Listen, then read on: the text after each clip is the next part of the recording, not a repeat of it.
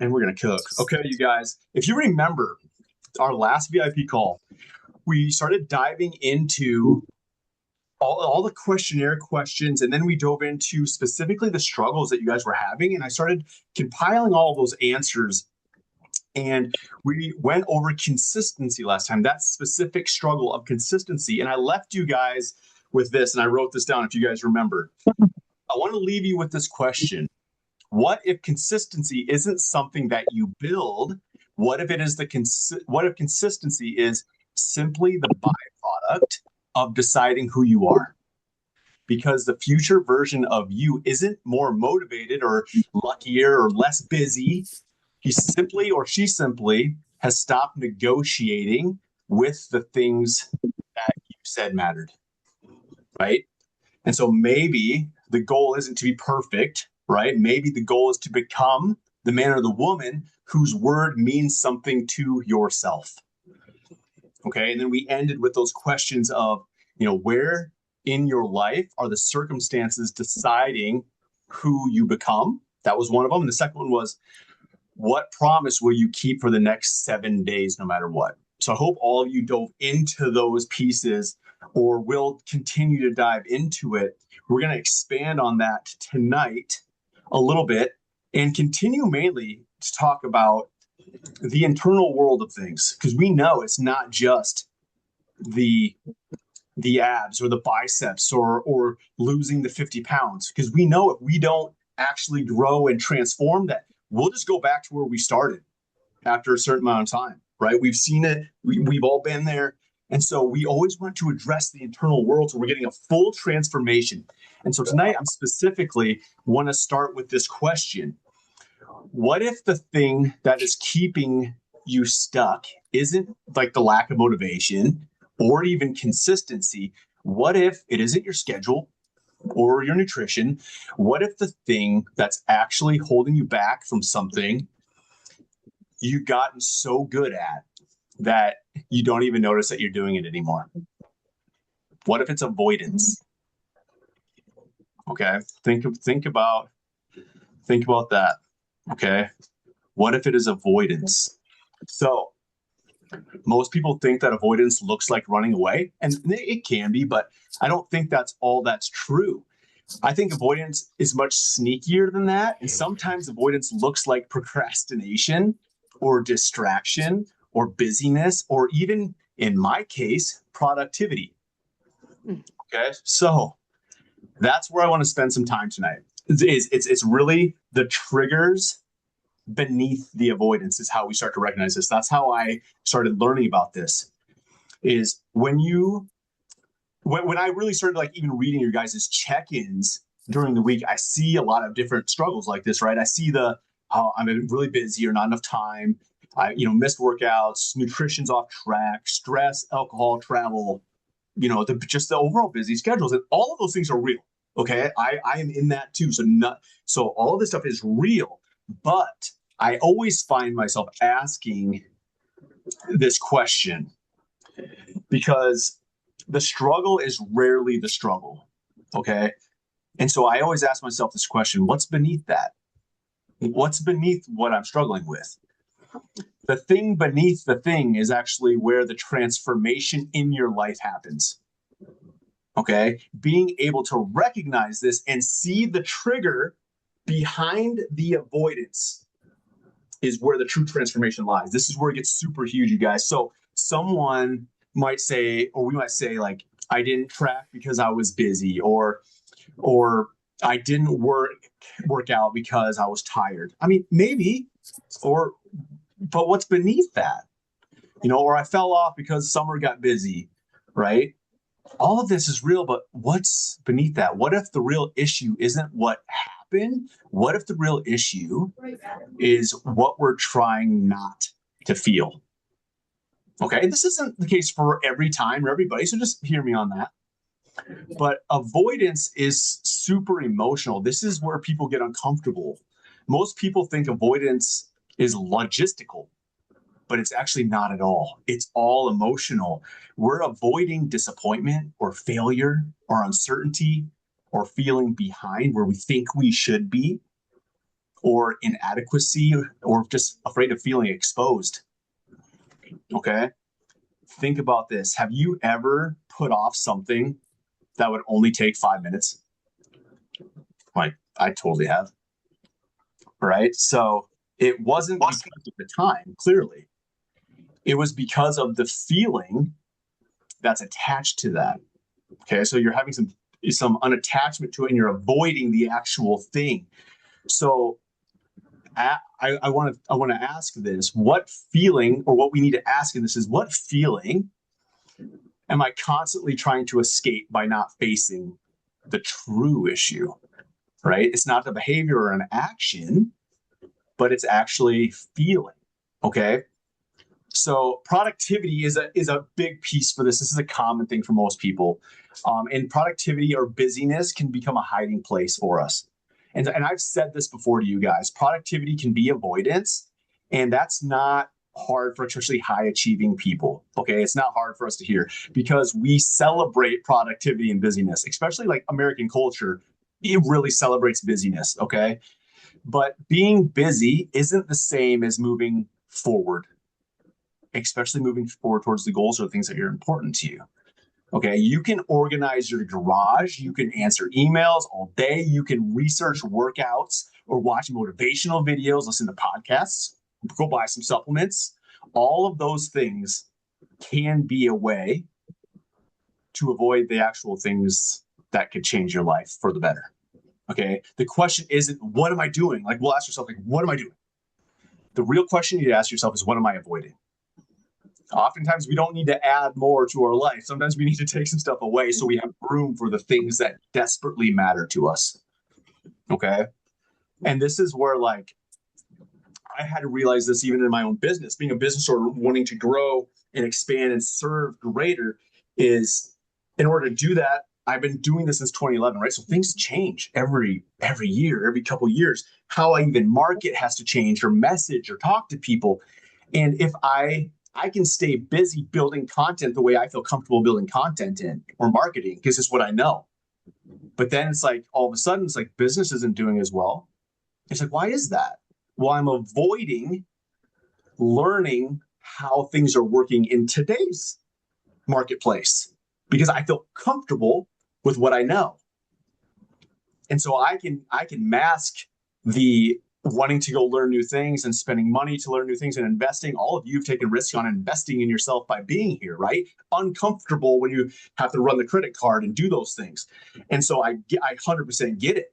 And so we have to realize, like, oh man, I can stay busy doing the same old things where I'm comfortable, but I'm avoiding taking that next step into knowing what I need to do or learn or expand on. Okay. But the cost of avoidance is real. And so, you guys, most people think that avoidance protects them, but it totally doesn't. It actually delays the pain and then amplifies that pain to be later.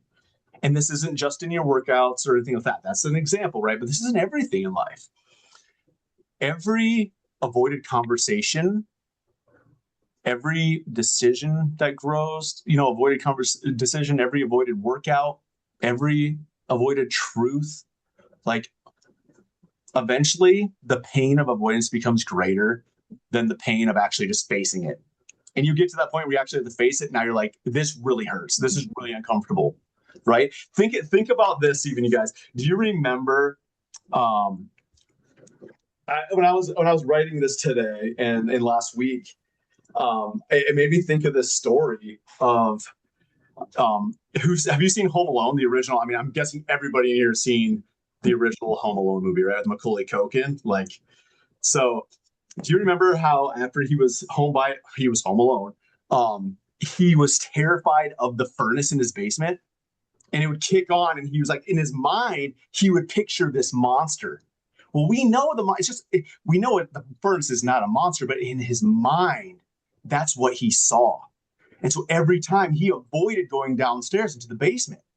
And then finally, after he had some experience on his own, right, his parents were gone, he gained some courage because he went grocery shopping by himself. He started doing all these things.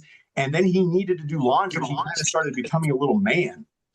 And he went downstairs to do laundry. And he walked down, and I don't think he thought about it. He walked down, all of a sudden the furnace kicks on, and it started doing the mouth growl. Obviously, that wasn't happening in real life, you guys. It was happening in his brain. He was visioning what it was, even though it wasn't doing that in real life. And then he turns and looks at it. What's he do? He goes, "Shut up," in his snotty little kid voice, right? And it instantly like goes back and it collapses. It collapses back into the real physical version of the furnace, and it's no longer what he created in his mind. You guys, the monster under the bed is always a lot smaller once you shine the light on it. Right? He went down there and faced it. He didn't avoid it, and he brought light into the darkness. What have we been talking about so long, right? Pulling the subconscious into the conscious. Okay. But most people will spend years just trying not to look at it. It's too scary. Remember, living beyond average is the mantra, right? So living beyond average isn't about being fearless. It's about being willing to face what average people will spend their whole lives avoiding. Like, average people will avoid the hard conversations with their spouse. Like, that's what everybody does. That's not what you guys do. You know what I mean? Like, they avoid responsibility within themselves, or avoid the truth, or avoid looking in the mirror. We've been talking about that for like 2 months, right? Like, go to the mirror at the end of the day and look yourself in the eye and say, did I get better today? And that statement is not about perfection. It's being honest. Like, did I do something that I got better at today? You know, that challenged me a little bit. Not about being perfect. I've been really challenging this myself for it's been well over a year, but specifically in the last 6 weeks. And I'm going to tell you guys much deeper on what's going on in 2 weeks. I got to wait 2 more weeks. And it's like these little things that keep popping up. And I really recognize it today. And I'm like, man, I already know I'm doing it. But then it's like, I notice that it's the worry that pulls me back into I'm comfortable with how things are at, but I desire something different over here. So I want to go do this thing over here, but that requires change. And I have to be different, but it's really uncomfortable leaving where I'm comfortable. And there's so much uncertainty right here, but I have to realize every time you're stepping in and facing what you actually are walking into, and that fear comes to pull you back, that's your subconscious trying to protect you. It's what your subconscious does. It's not necessarily an enemy. Don't think about it like that, but it's designed to protect you. And where does protection lie? In comfortability, in the way we think about it really at a surface level. So your subconscious is protecting you from making a mistake. Once you see that, then you can point it out, become aware of it. Because remember, what you aren't aware of, you cannot change. So we bring light to the subconscious. Oh, I'm just feeling scared right now because of this, because I have to step into unknown things in order to get what I want. That's uncertain. And I have to realize it's okay to be uncomfortable. It's okay. So the example is I could avoid feeling uncomfortable and just say, nah, we're going to keep things the same. And I can just avoid feeling that way, because the last 6 weeks specifically has been like rough, facing the fear every single day, and trusting and having faith that nope, we're stepping, it has to happen. Nothing changes if nothing changes. And that's hard. I get it. Doing it with you. And it's so worth it, you guys. Keep bringing the light into that darkness, or into subconscious to conscious mind, because then you can look, I'm saying mirror, you can look into the mirror of yourself, the reflection of what's actually going on, right? So I want to leave you with this question tonight. What are you avoiding right now? Simple question. Simple question that's going to take you to some very deeper thoughts, deeper feelings, and probably deeper emotions. What are you avoiding?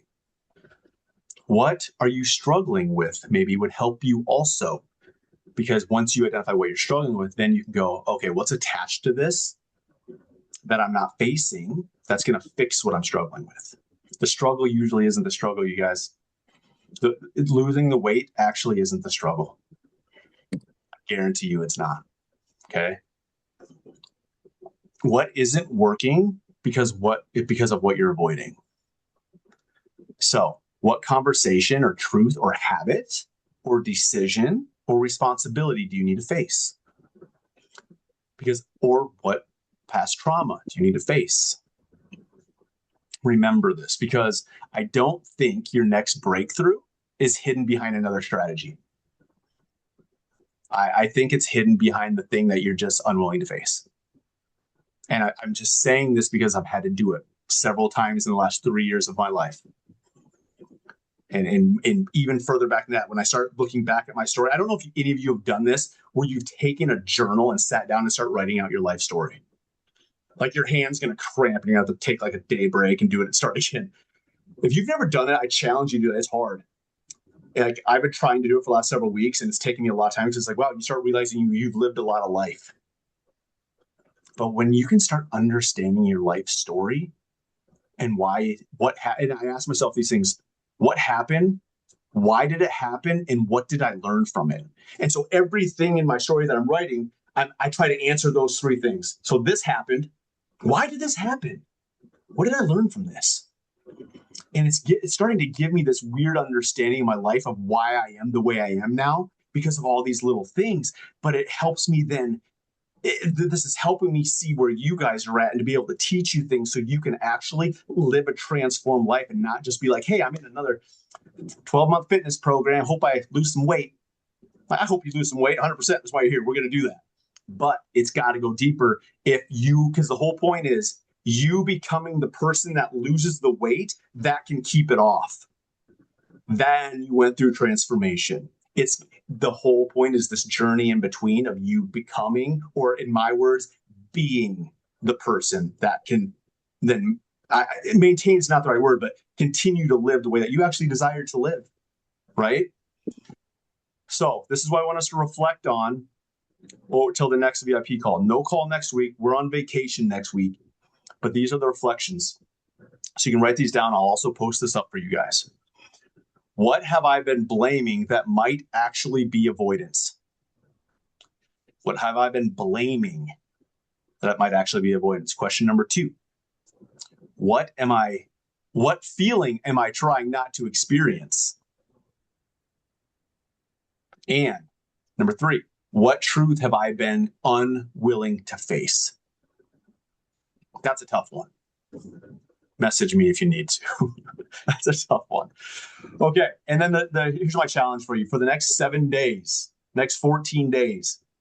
Every time you catch yourself saying some of the things that we would have said in the past, like I don't have time, or I'll start Monday, or I'm too busy, or I'm waiting for things to calm down. We've all been there, right? I want you to pause and breathe like we've talked about. Take your breaths. But I want you to ask this as well. Is this true, or am I just in avoidance right now? Is this true, or am I just in avoidance right now? Because awareness is bringing the light into the darkness. And in that moment that you bring that light in, what you have been avoiding is where you create the opportunity to actually transform. Okay? That moment when you bring the light in to where you've been avoiding is the moment that you create the opportunity to transform. Yeah? Any questions over that, you guys? I'll open up the mic here for a minute if anybody's got a question. May or may not be able to answer it for you. All right, you guys, I know that was a lot. I hit record on this, so I'm going to post it up for you guys. If you need a refresher too, go back and listen to the one from last week, tie it in, and then go into this one. I think this one just really went deeper, right? It was just a little bit further in to those things. You guys, this isn't always the easiest stuff, but I promise you it's worthwhile. You can ask Katie in here, it's worthwhile. Like, it's tough. It's tough, but it's wonderful. I was on a call with Harold a week ago. Dude, worth it, right? Like 1 year he's been with me. Dude's, I mean, life's totally different than when he joined. Richard in here with me for a year as well. Bro, like couldn't, I'll say, because Richard's confident now. Richard like messaged me 56 times a day for the first like 13 days. But he was like high functioning anxiety, dude. Like just like because you get out of the normal thing, but he was so just like bought in his mind that like something had to change, and it was like it's hard, but I promise it's so worth it, right, Richard? Like, dude, the peace that you have in life now. Yeah, I complained a lot in the beginning. It's normal. I'm here for it for a while. Don't complain too much. All right, you guys. Thanks for jumping on a Wednesday night. It's worth it. You're worth it. I'm going to tell you every time I see you, you are worth it. All right. Crush it. I'll get this posted up for you guys. Just that quick reminder, next week, we are on vacation. We go out to the hills. We have a little cabin out there. My family does. We have like zero cell service when we're out there. We run into town and do the stuff and play around. So I'll get some spotty service in and out. So if I don't message you back like I normally do pretty quick, I'm not ignoring you. I just legit don't have service. So I'll get back as much as I can, but I do want to take a few days off too. It's always good for me to take a few days off. So, but when we get into service, I'll always jump on. If there's anything pressing, I'll get back to you ASAP. The one thing you won't see is you're probably not going to see me checking your workout logs next week. Every day you're getting that notification from me that I've checked it and seen it. That's the one thing that you're probably just not going to see from me because it takes quite a bit of time. And I won't be in service for that long. Okay. But if you have a question, anything like that, do message me because I want to get back to it when I get in service. Okay. Does that sound good? Yes, sir. Sweet. You guys have an amazing week. Love all you dudes. Keep crushing it. Too. Keep transforming. It's an amazing journey. I'm grateful that you're all here with me. Enjoy your well-deserved break. Thank you so much, man. I appreciate it. Always need it. I get to see some fam next week too, so it's pretty good. My brother's getting married next week, so it's gonna be awesome. You'll see me tomorrow, dude.